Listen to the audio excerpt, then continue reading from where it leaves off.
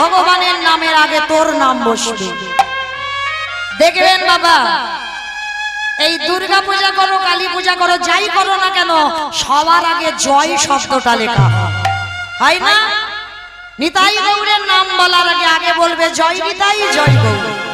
রাধা গোবিন্দের নাম লেখার আগে বাবা আগে জয় শব্দটা বসানো। কেন? এই সেই 5 বছরে জয়া ভগবান যাকে আশীর্বাদ দিয়ে বলল, জয়া আজকে থেকে তোর মতো ভক্ত জগতে বড় দুর্লভ, তাই তোর ভক্তিতে আমার নামের আগে তোর নাম আমি বসাবো। জয় জয় নিতাই গৌর প্রেমানন্দে হরি বল, জয় জয় নিতাই গৌর প্রেমানন্দে হরি হরি।